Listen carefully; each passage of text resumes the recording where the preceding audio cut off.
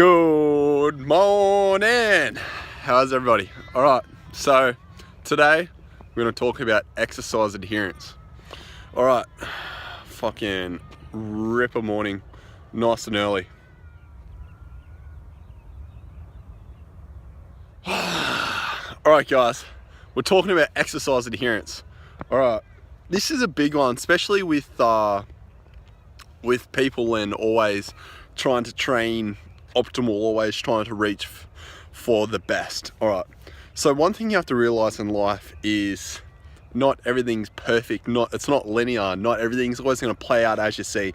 The best thing you can do is have flexibility and consistency. Okay, if you've got flexibility and consistency with eating, with nutrition, you've got a flexible lifestyle, flexible dieting, and you've got a flexible workout program that you can suit to your lifestyle and still work in with a good work-life balance and still have family time and just have all like cylinders running in your engine, like in your lifestyle. That includes like family, emotionally, like intellectually and physically. If you've got all these things fucking firing with flexibility, you're good to go. Okay, so I'll just give you two studies here based on they're based around adherence and flexibility. Okay, so the first one with fitness is talking about strength progress through flexibility and periodization, which is basically flexibility when they can carry out the heavy days and when they can carry out light days in regards to their periodization. So it was over 8 weeks.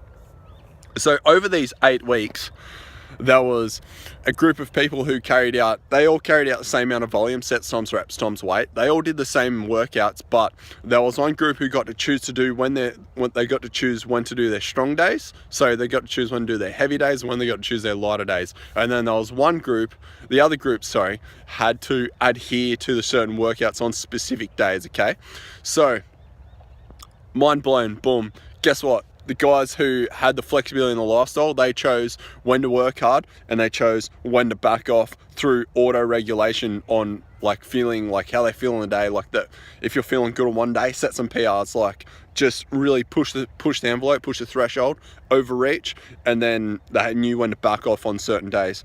And their strength progress was better than the other group. It wasn't massive, but it just shows that just having that flexibility in their lifestyle, they actually got more out of the actual programming than what the people did that had to adhere to it specifically. Because we're all human at the end of the day, okay? People don't like rules. They don't like being told what to do. They don't like being confined to like just being fucking human. Like, people love to express themselves. People love to really just be themselves, express themselves, and push themselves physically and emotionally. Like, this is one thing you have to move away from. Trying to be fucking optimal. Like, stop trying to chase like the grind, be the best. Like, obviously know when to push and really know when to put in, but like, you can't be at 110% all the time. You need to back off. You really need to know when to push yourself and when to have some downtime, okay? But that said, that comes down to you as a whole, like as a person, like knowing like what to do and when to do it, okay? Like, that takes a long time to get used to. I still haven't mastered that. I'm still a complete klutz, but I'm working on it. I'm aware. That's one thing you have to be aware of. Okay, back to the scientific side of things. With the other thing, we've got another one here, another study this was for people carrying out dieting, and I've been through this one before. So basically, people that were going through dieting, they were told when they could have diet breaks and when they couldn't, as opposed to just groups that just were...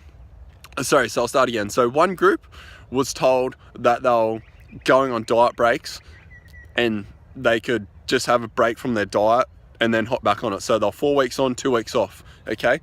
So the group that had the 4 weeks on, 2 weeks off, as opposed to the group that just did continuous dieting for 16 weeks, the people that had the diet breaks, their weight loss was up around 20 to 30% better than the actual group that had to adhere to a cutting phase for up to 16 weeks. So it just goes to show scientifically that you're told if you have actual diet breaks, like you can be flexible with your nutrition as long as you eat relatively healthy and you still fit certain foods in your daily macronutrient intake and you balance that out over the week, that life's fine. That you can still achieve like a lean chiseled physique, like obviously not like physique competitor like fucking like shredded to the absolute bone, but you can still achieve like a really good physique and still get really strong, okay?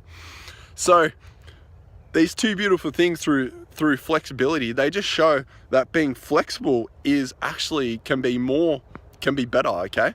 So there's these people that focus more on like their perfectionism. They want the best. They want to work at optimal. They want to be optimally set and like try to be the best, okay?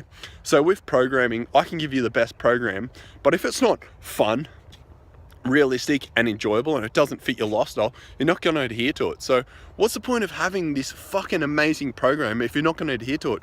Adherence is the most important thing. We've just proven this with these two studies through nutrition, flexible dieting, nutrition, and working out, like having flexible periodization. So this is what I do with my guys.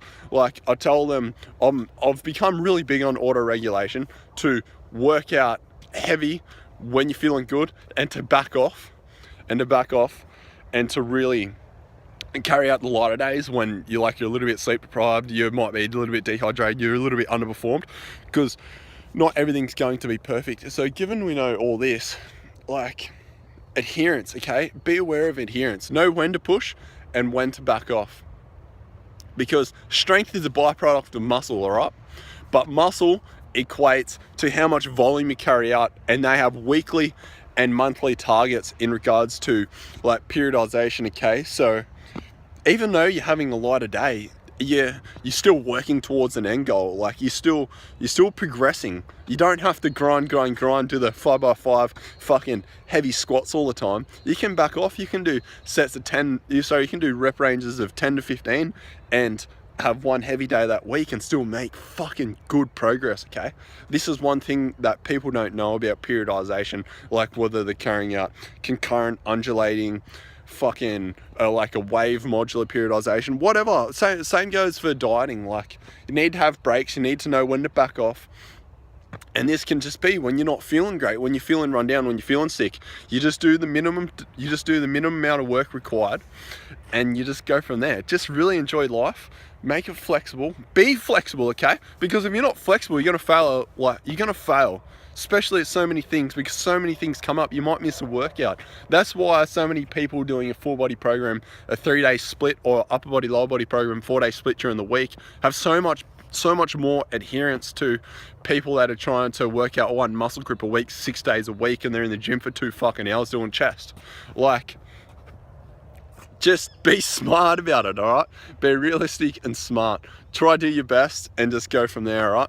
So just with these two studies, like flexibility, man, is the biggest thing, but you have to know what to eat. Like you want to be eating fucking healthy, like, because if you're not eating right, you're not going to feel right, and if you're not training right, you're not going to look right. So you got to fuel the beast. You got to make sure you get your fruits and veggies in. You got to make sure you get those carbohydrates in to replenish the glycogen. If you're doing fucking bodybuilding, you're doing like exercises that exert a lot of energy, anaerobic exercises. Make sure you're going for your fucking walks. You're doing like your 30 minutes of cardio a day, which might just be in the form of walking, which I'm doing at the moment. Whatever it may be, just really push the threshold, like be more flexible. Like it is a massive mindset shift, but it's one that needs to happen, okay? So there's a lot of people that first start out, they think, okay, I'm gonna adhere to this. They're so good. Like how many people do you know that start a diet, they do it for 3 weeks and then they fall off the bandwagon because it wasn't realistic, it didn't fit their lifestyle, all right? So just do your best, be flexible, have fun, enjoyable, because if you just focus on the end goal and you don't enjoy the process, then like, what's the point of fucking doing it? You got to enjoy the process of everything, okay? Because the process is actually that day-to-day grind, that life is the process of getting to the end goal, because the end goal isn't just this magical thing of when you get abs that you're going to have abs for the rest of your life. You could like splurge out and overeat for 2 to 3 weeks, and then boom, your abs are gone, okay? So not everything is set in stone in life.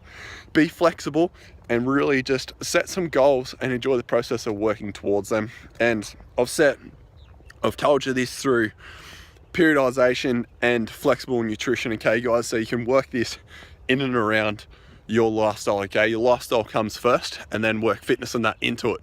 But you really need to make sure you're eating right and training right, all right? I'm gonna leave the video here. Sick little video at the end. Enjoy the day, guys.